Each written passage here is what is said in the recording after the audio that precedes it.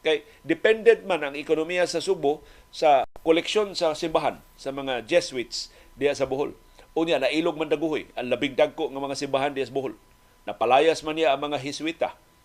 So ay kolekta sa misa. Apil.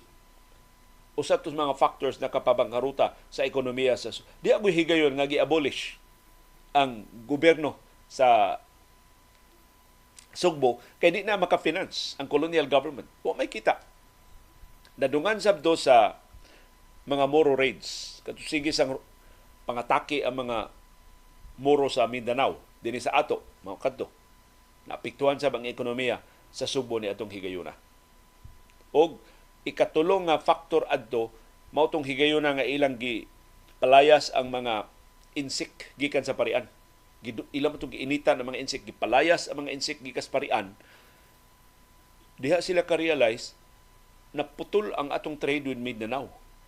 Kaya ang mga Muslim sa Mindanao dili makig negosyo direkta uban sa mga katsila. Di ba sila musalig sa mga katsila? Kaya ilang plano, kuhaon mo sa mga katsila ang Mindanao. Pero nakignegosyo sila sa mga insik sa parian. Pagpalaya sa mga insik sa parian, wa na makignegosyo sa mga Muslim. Nawad anta sa atong merkado. Barter mata to sa atong mga produkto. Uban sa dinhi sa Sugbo, Kabisay ug sa Mindanao. Nawad anta og taytayan. So inana ka importante ni mga negosyante. Usay ato lang balikason ba mga negosyante pero imagine ang kalibutan nga way negosyante.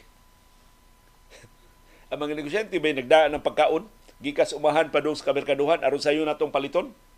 Imagine ang way negosyante, kailangan ta mutungas bukid aron makapamalit na dito og sweet corn, makapamalit na dito og utanon, makapamalit og prutas. Nya ato dadon sa ato mga talad kanan. Ang mga negosyante mo ni facilitate sa exchange of goods and services. Of course, doon ay ginansya. Kaya di man sa charitable institutions ang mga negosyo. Naalang sa dinoon diya kada palabian sa tag-ginansya. Kada bunalan sa tapag-ayo o ginansya. Kana mo reklamo na ta mga konsumidor. Pero dako kayo role ang mga negosyante sa pagpalihok sa atong nasod, sa atong kalibutan, sa atong planeta. Kung kana napamatud ana sa karaang Sugbo, na pordoy na bangkaruta ang Sugbo tungod ato tulo ka factors. Nakadungan gito ang rebelyon ni Daguhoy nga niputol sa koleksyon sa simbahan sa mga Jesuits diha sa Bohol. Dito na naguhoy ang kwarta. Ang pag-raid sa mga Moro, itong mga Moro raids, din sa ato gipangdagit ang mga praile, gipanguha ang mga bulawan, gipang bungkag, gipang sunog ang mga simbahan o ang kabalayan din sa Sugbo. O ikatulo, ang pagpalaya sa mga insik sa parian na nakaputol sa atong trade with Mindanao. So katutulo ka factors mo ito yung nagkumbinar aron sa pagbangkaruta. So dihay gayon na bangkaruta ang Sugbo. Og napugos ang colonial government sa Espanya pag-abolish sa gobyerno din ni Sugbo. Wala sila ikasweldo sa ilang itudlo ng mga opisyal. So batay-batayan din nato ato mga politiko because history repeats itself. Doon na naman mga timaan ni ato mga politikong patuyang lang o gasto kuyaw tag mabangkarutan sa pag-usap.